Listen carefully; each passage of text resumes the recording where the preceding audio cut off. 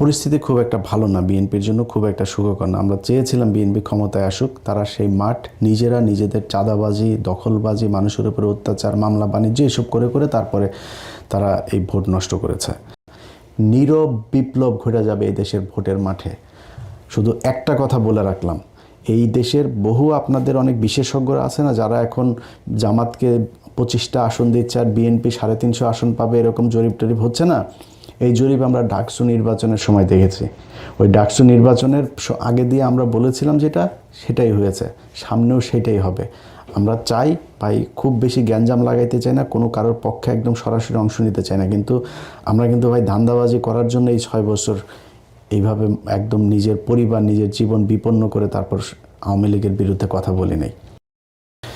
আসসালামু আলাইকুম। 2024 সালের 5 অগস্টের পর থেকে আমি এই পর্যন্ত তার পরের 6 মাস যদি হিসাব করি, তাহলে অনেকগুলো ভিডিওতে বিএনপির ব্যাপারে কথা বলেছি। বিএনপি ক্ষমতায় আসুক এটাও চেয়েছি, এটাও আপনাদেরকে আগেও জানিয়েছি বেশ কয়েকবার।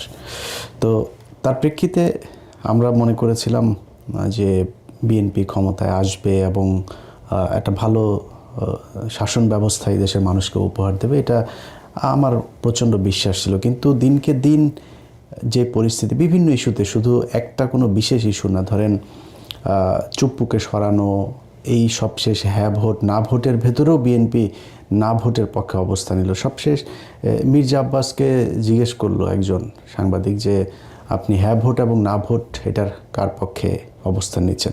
সেটা আমার ব্যক্তিগত ব্যাপার।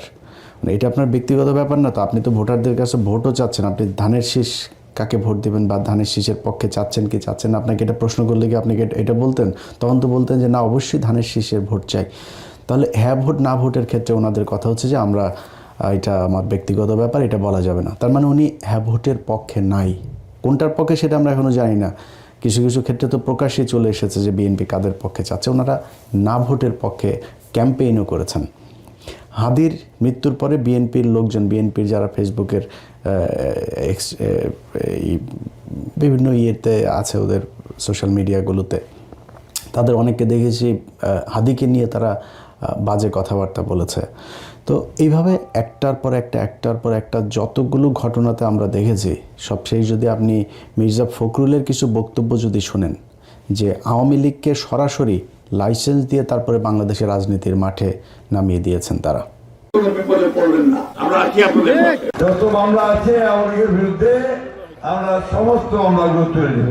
এখন আমাদের যারা এখানে নৌকা ভরতে না সারা বাংলাদেশে, আমি আপনাদেরকে এইটুকু আশ্বাস দিতে পারি যে আপনাকে হতাশ হবেন না, ধানের শীষ আপনাদের পাশে। আচ্ছা, মির্জা ফখরুলদের এই বক্তব্যের যে কোনো কার্যকারিতা না, এটাতে কোনো সমস্যা হচ্ছে না তা না।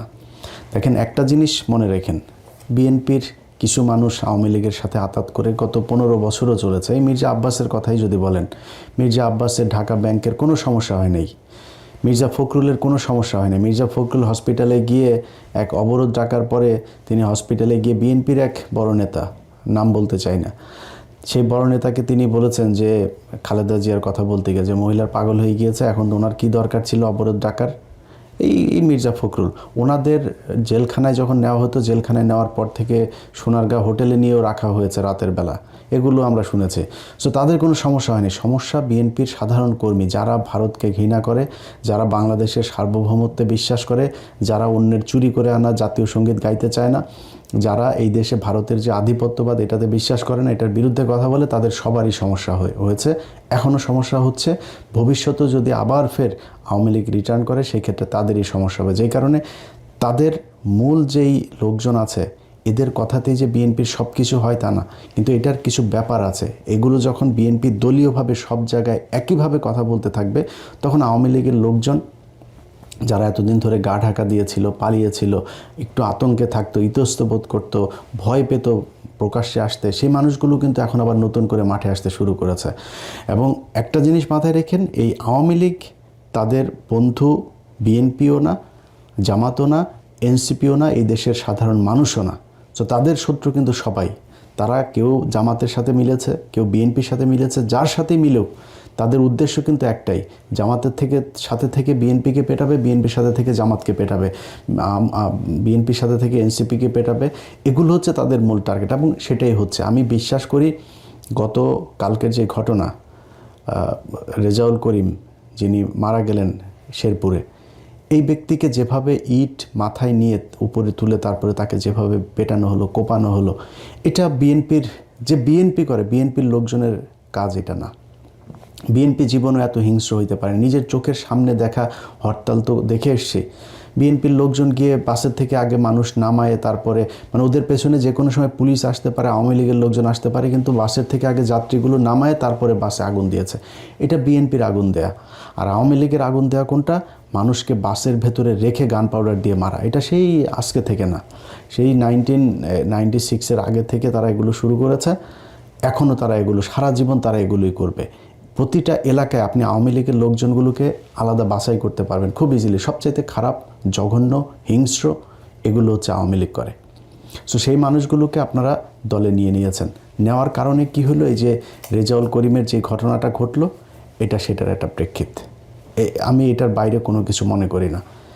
গত কয়েকদিনে জামাত ইসলামের অনেক মানুষই তো আছেন যে জামাত ইসলামের কেন নারীদেরকে কেন সামনে রাখা হয় না, নারীদেরকে নির্বাচন করতে দেওয়া হয় নাই কেন, নারীদেরকে বাইরে আসতে দেওয়া হয় না কেন, এটার বিরুদ্ধে কেন নারীদের বিরুদ্ধে যারা এই অধিকারের কথা যারা বলে, সেই মানুষগুলোর একজন ক্যান্ডিডেট হওয়া তো বহু পরের কথা। একজন সাধারণ কর্মী হিসাবে মানুষের বাড়িতে বাড়িতে গিয়ে তারপরে তাদেরকে দাওয়াত দিচ্ছে, তাদেরকে ভোট চাচ্ছে।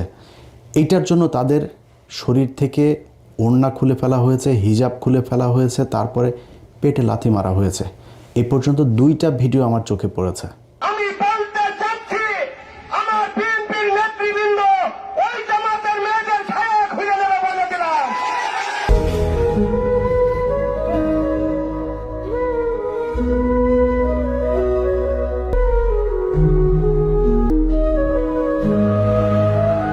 আচ্ছা, এখন এই বেশিরভাগ ক্ষেত্রে এই যে মহিলাদের উপরে যে নির্যাতনগুলো, যেই এই কী বলবো আক্রমণগুলো হচ্ছে না, এগুলোকে জায়েজ করার জন্য তারা একটা নতুন জিনিস বানিয়েছে। সেটা হচ্ছে যে এই মহিলারা নাকি গিয়ে জান্নাতের টিকিট বিক্রি করে, এই জন্য তাদেরকে মারতে হবে। 1 নম্বর কথা হয়েছে যে কোরআন, এই পুরো কোরআনটা একটা রাজনীতি। আপনার রাষ্ট্র শাসন ব্যবস্থা, রাষ্ট্র কিভাবে চলবে, সব কিছুই কোরআনের মধ্যে আছে। আপনি যদি কোরআন পড়েন, কোরআনের একদম শুরুর দিকের, একদম শুরু প্রাথমিক যে আয়াতগুলো নাজিল হয়েছে, সেই আয়াতগুলোতে শুধু মানুষকে আপনার করা হয়েছে যে তাওহীদের দেওয়া হয়েছে, দাওয়াত দেওয়া হয়েছে, তাদেরকে এনকারেজ করা হয়েছে, জান্নাতের সুসংবাদ জানানো হয়েছে, আল্লাহকে কেন বিশ্বাস করতে হবে, এইসব বিষয়ে কথা বলা হয়েছে।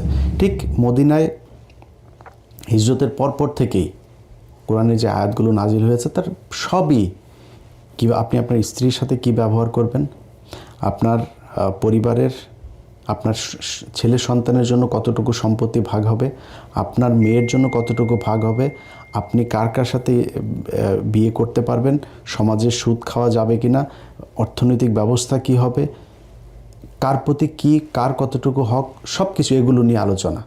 এই কোরআনের বাইরে মানে শরিয়া আইন মানে কি, আপনি কোরআনের যে কথাগুলো বলা হয়েছে সেগুলো। এখন এটা আপনার পছন্দ হচ্ছে কি না হচ্ছে সেটা অন্য জিনিস। অনেক মানুষ নারীদের ব্যাপারে বিশাল নতুন অনেক করেন, আপনি সংবিধান জাহির করার চেষ্টা করেন। পৃথিবীর ভেতরে, কোরআনের ভেতরে আপনাকে নারীর যে অধিকার দেওয়া হয়েছে, যদি নারীরা আসলে জানতো যে কোরআনে তাকে কি বলা হয়েছে, তার কতটুকু অধিকার, এটা জানলে সে পরের দিন থেকে তারা না খায় বলতো যে কোরআনে যেটা বলেছে আমরা সেটা চাই। এখন ভাই, আমার বাংলাদেশে কয়দিন আগে মসজিদে নামাজ পড়তে পারতো না, ওয়াজ মাহফিল করতে পারতো না, সেই অবস্থা থেকে রাতারাতি বিশাল কিছু হয়ে যাবে, এটা আমরা বিশ্বাস করি না। যেই কারণে এই শরিয়া আইন হইতে হবে না হইতে হবে এটা নিয়ে এই বিতর্কে যাচ্ছে না। কিন্তু আপনি যদি মনে করেন যে কোরআন একদিকে, ধর্ম একদিকে, রাজনীতি একদিকে, এটা মিথ্যা কথা। রাসূল সাল্লাল্লাহু আলাইহি ওয়াসাল্লাম খালি ধর্ম প্রচার করেন নাই, রাসূল সাল্লাল্লাহু আলাইহি ওয়াসাল্লাম মসজিদে বসে খালি ইমামতি করেন নাই, মসজিদে বসে উনি রাষ্ট্র পরিচালনা করেছেন, উনি গভর্নর নিয়োগ করেছেন, উনি বলেছেন রাষ্ট্রের শাসন ব্যবস্থা কেমন হবে, অর্থনৈতিক অবস্থা কেমন হবে, এগুলো তিনি বলেছেন। সো এটার সাথে ওইটার আলাদা করে কিছু বলা যাবে না।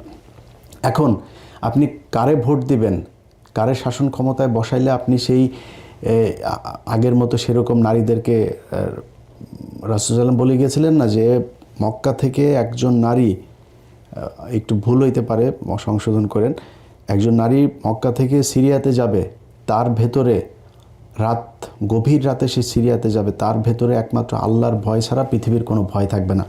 এত নিরাপদ একটা নারীদের জন্য একটা পৃথিবী তিনি গড়ে দিয়ে যেতে চান। সো আপনি সেই জায়গা থেকে এর চাইতে ভালো কোথায় পাবেন, কি পাবেন? তো এখন যদি আপনি মনে করেন যে ধর্ম একদিকে, রাষ্ট্র আর আরেকদিকে, না ভাই, আমি একজন মুসলমান হিসেবে মনে করি ধর্মের নামে রাজনীতি না, ধর্মটাই রাজনীতি। সো সেই জায়গাতে কারে ভোট দিলে আপনি ভালো শাসন ব্যবস্থা পাবেন, কারে ভোট দিলে আপনি আল্লাহর সন্তুষ্টি লাভ করতে পারবেন, মানে জান্নাতের টিকিট মানে কি? জান্নাত কি বাংলাদেশের গুলিস্তানে আছে নাকি, যে আপনার বা ইন্ডিয়াতে আছে না, সৌদি আছে না, আমেরিকায় আছে? এটা তো জানি না, আপনার কেমনি টিকিট দেবে? তার মানে জান্নাতে যাওয়ার রাস্তা আপনাকে দেখাই দেবে, বা জান্নাতের আপনি ইসলাম আপনাকে যেভাবে একটা সুন্দর শাসন ব্যবস্থা দিতে পারে এমন একটা শাসন ব্যবস্থা, যেটাই মনে করেন কারে দিলে পাবেন এটা আপনি জানেন। ধানের শেষে দিলে না দাড়িপাল্লায় দিলে, এটা আপনি চিন্তা করে নেন, এটা আপনার চিন্তার ভেতরে। কিন্তু আমি যদি এইটাকে বাদ রেখে যদি বলি যে জান্নাতের টিকিট বিক্রি করার এই কথা বলার কারণে জামাত ইসলামের কাউকে নির্বাচনী প্রচারণায় বাধা দেওয়া হবে, কোনো নারীর পেটে লাথি মারা এটা জায়েজ হবে, তাহলে চলেন আমরা বিএনপির পক্ষ থেকে কতজন এই পর্যন্ত জান্নাতের টিকিট বিক্রি করেছে সেটাও একটু শুনি। দোজখের মালিক আল্লাহ, বেহেশতের মালিক আল্লাহ, এই পৃথিবীর মালিক আল্লাহ, কাবার মালিক আল্লাহ। আরে ভাই, যেটার মালিক আল্লাহ সেটা কি অন্য কেউ দেওয়ার ক্ষমতা রাখে? রাখে না। তাহলে কি দাঁড়ালো? তাহলে সমাজকে শান্ত রাখার জন্য জিয়া রহমান কি করেছেন? দেশ আমাদের খালেদা জিয়া কি করেছেন? তোমরা নয়, বরং শহীদ জিয়ার দল করলেই ব্যস্ত যেতে পারবে। আমরা ধানের শীষে ভোট দিলে আমরা জান্নাত পাবো, এটা আমরা বলতে পারি। বেগম খালেদা জিয়া জান্নাত উচ্চারণ করলে মুখটা পবিত্র হয়ে যায়। প্রেসিডেন্ট জিয়া উত্তরসূরি তারেক রহমান তার নামটি উচ্চারণ করতে হলে উর্দু করে করবে। হাতে করা দল তাহলে শিখে পড়তে আপনারা অবশ্যই জান্নাত ফেরত আশা করতে পারেন। শহীদ রাষ্ট্রপতি জিয়া রহমানের নাম নিয়ে প্রতিদিন ব্যস্ত দিচ্ছে। আমি মক্কা মনে করি সাধারণত এই বাড়িটাকে আমি যার পায়ের নিচে আপনার ব্যাগ, সেই পুরুষ মানুষগুলো এখানে উপস্থিত আছে, তাদেরকে বলবো বাড়ি বাড়ি গিয়ে মা বোন চাচি খালাদের বলে দেবেন ভোট ধানের শীষে দিতে হবে। যদি ধানের শীষে ভোট না দেন, এই মহিলাদেরকে বলছি আপনারা জান্নাত পাবেন না। ওমর রাদিয়াল্লাহু আনহু চার খলিফার এক খলিফা, আমার নেতা শহীদ প্রেসিডেন্ট জিয়া রহমান চার খলিফার মতো একজন, আমার নেতা তারেক রহমান, হযরত আলী রাদিয়াল্লাহু আনহু, আমার নেতা মা ফাতেমা, বেগম খালেদা জিয়া। যারা পাল্লা মার্কে ভোট দিবে বরং এরা দুজনে যাওয়ার সম্ভাবনা বেশি। তো বিভিন্ন বাড়িতে যাইয়া আমাদের ধানের শীষের পক্ষে কথা বলবে। এটা শহীদ রাষ্ট্রপতি জিয়া রহমানের মার্কা, এটা আল্লাহ প্রদত্ত মার্কা। মদিনা ইসলামের চর্চা করি, আমরা মদিনা ইসলামে বিশ্বাস করি। শরিয়া আইনের ব্যাপারে ওটা বলেছে কিন্তু যে আমরা শরিয়া আইনে বিশ্বাস করি না।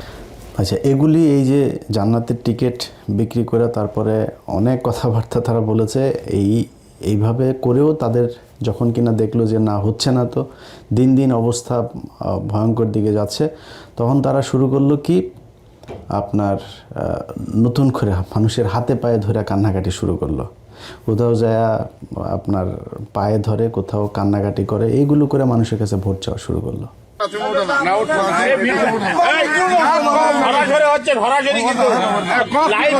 আগে স্বীকার করলাম আমাদের সাথে ধানের শীষের পক্ষে আছেন কিনা, বাবুল চেয়ারম্যানের মতো লোক ফারাক করছে, ধানের শীষের পক্ষে আছেন কিনা সেটা কো না, উঠা নয়, আগে শুধু পক্ষে আছেন তো আলহামদুলিল্লাহ। আচ্ছা, এগুলি কান্নাকাটি করেও যখন ভোট পাবে বলে মানুষের কাছ থেকে কথাবার্তা শুনে, ধরেন ভোট যখন চাইতে যায় রাস্তায়, তখন তো নিশ্চয়ই মানুষের তাকানো দেখলেই কিন্তু বোঝা যায় যে সে আমারে ভোট দিবে না আমারে দেখে কতটুকু সন্তুষ্ট হইলো, এটা বোঝা যায়। তো এটা তো তারা রাস্তাঘাটে বুঝে, এবং তাদের কিন্তু কিছু জরিপ টরিপও, এই গোয়েন্দা সংস্থা সহ তাদের নিজস্ব কিছু জরিপেও আমরা কিন্তু এগুলো রেজাল্ট শুনছি। পরিস্থিতি খুব একটা ভালো না, বিএনপির জন্য খুব একটা সুখকর না। আমরা চেয়েছিলাম বিএনপি ক্ষমতায় আসুক, তারা সেই মাঠ নিজেদের চাঁদাবাজি, দখলবাজি, মানুষের উপরে অত্যাচার, মামলা বাণিজ্য এসব করে তারপরে তারা এই ভোট নষ্ট করেছে। তো পরে কি করলো, এখন নতুন করে তারা যেটা শুরু করেছে একটা মিথ্যাচার।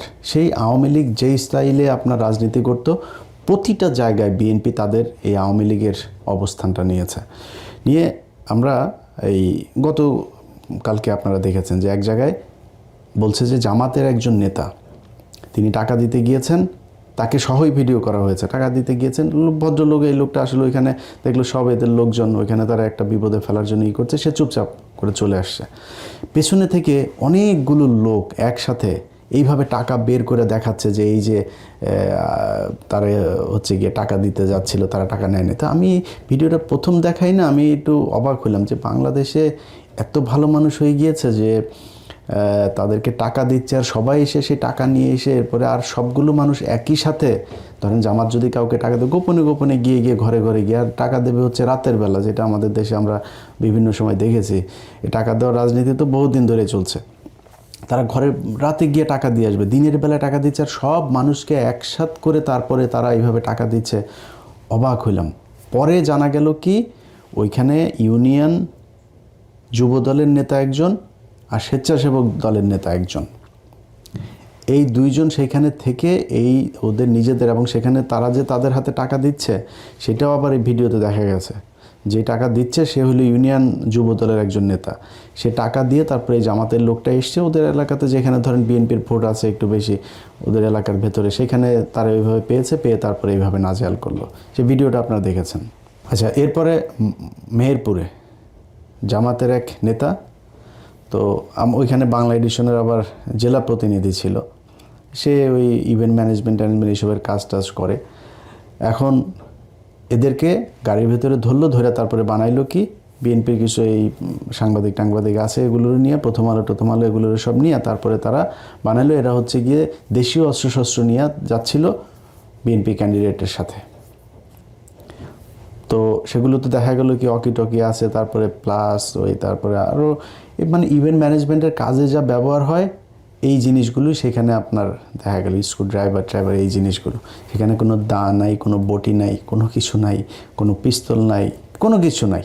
সেটারে বানানো হলো যে এটা হচ্ছে অস্ত্রশস্ত্র নিয়ে তারপরে যাচ্ছে। সে তারপরে তাদেরকে প্রায় 8 ঘন্টা আটকায় রাখার পরে যখন বুঝলো যে না এটা আসলে একটা ষড়যন্ত্র, এখানে একজন পুলিশের এসআই এটার মূল গেমটা করেছে ওদের সাথে মিলে, তারপর সেনাবাহিনী এটা করে দেখলো যে না এরকম কোনো কিছু না, তাদেরকে ছাড়া হলো। কিন্তু মাঝখান দিয়ে কিন্তু নিউজ কিন্তু সারা বাংলাদেশের সব গণমাধ্যম একসাথে একদম নিউজ করে ফেলো, কারণ মিডিয়া তো সবই এখনও তাদের দখলেই আছে। এরপরে সবশেষ ঘটলো চরমনাইর এক মহিলাকে, হাত পাকার এক মহিলাকে ভোলাতে আপনার করলো। বলা হলো যে ওই যে এতদিন ধরে যে জামাতের মেয়েদের উপরে মহিলাদের উপরে যে মারামারি আক্রমণ হচ্ছে না, এটারে জায়েজ করার জন্য, কিছুটা হালকা করার জন্য তারা এক নতুন নাটক সাজালো। চরমনাইয়ের এক মহিলাকে জামাতের নেতারা আপনার ধরে পিটিয়েছে। তো সেই ভিডিওটা আপনারা নিশ্চয়ই সোশ্যাল মিডিয়াতে দেখেছেন। সেই ভিডিও দেখার আপনারা বলেন যে ভিডিওটা আপনারা দেখছেন, এই ভিডিওর মাঝখানে কোনো জায়গায় আপনি দেখেছেন যে জামাতের কোনো নেতা, এখানে দুইটা পক্ষ, একা যে ব্যক্তি সেই ব্যক্তি সম্ভবত চরমনাই, বা মানে দুইটা পক্ষের এক পক্ষ জামাত এক পক্ষ চরমনাই, আমি এটা কনফার্ম হইতে পারিনি যে কোন পক্ষ কোনটা, কিন্তু যেই পক্ষই হোক মারামারিটা যে সেখানে হচ্ছে, সেই মারামারির ভেতরে পুরুষ এখানে কোনো নারী নেই, কোনো নারীর উপরে কেউ গায়ে হাত তোলে নাই। অথচ সারা দেশের সব গণমাধ্যম একসাথে ছড়াইলো কি যে এই জামাতের নেতারা কর্মীরা চরমনাইয়ের হাত পাখার নারীর উপরে হামলা।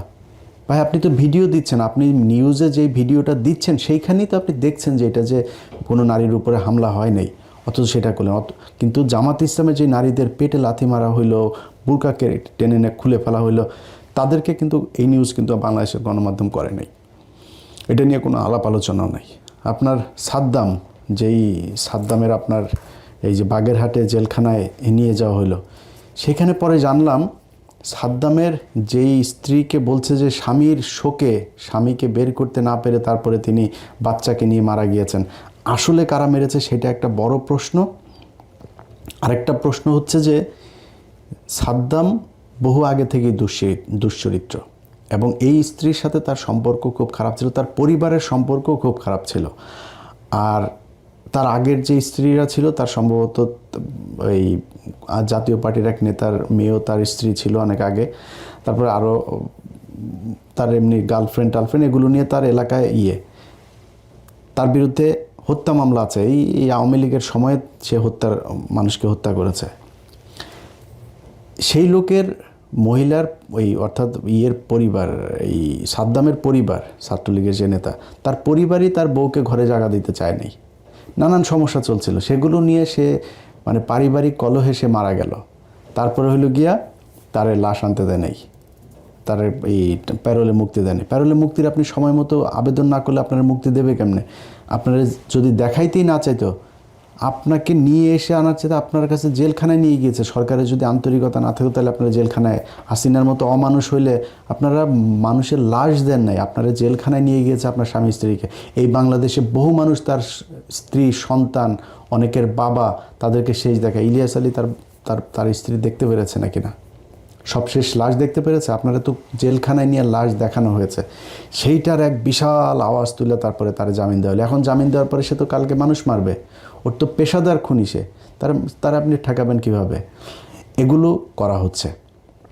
এইভাবে মিডিয়াকে কাজে লাগায় তারপরে জামাতের বিরুদ্ধে তারা যেই মানে নোংরা একটা রাজনীতি শুরু করেছে, মানুষ মারার যে রাজনীতি শুরু করেছে, এটাতে কিন্তু ভাই ভোট কম বাড়ছে না আপনাদের।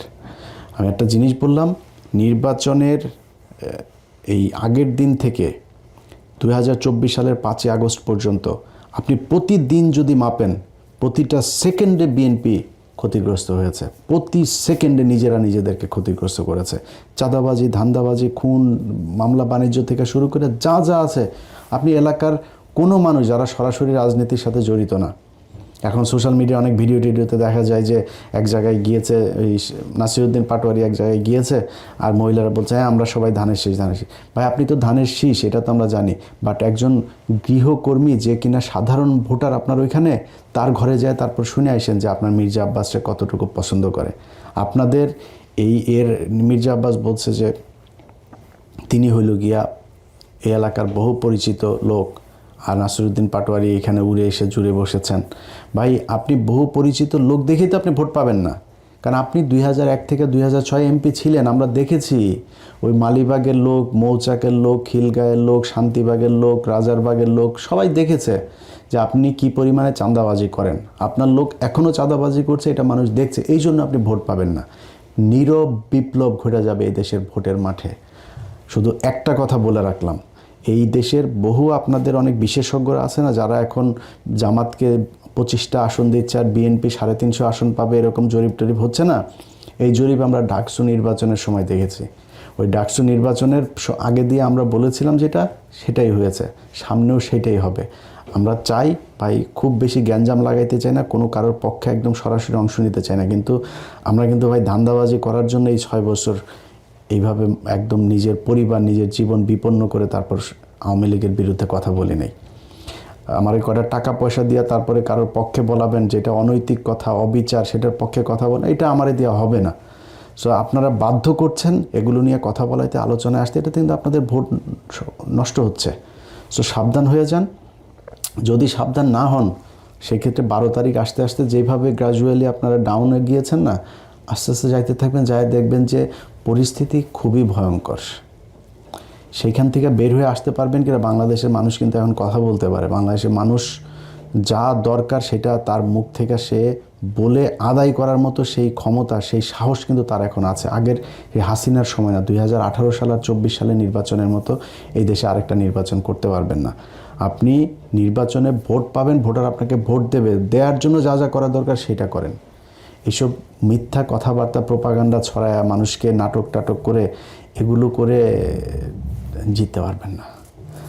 আল্লাহ হাফেজ।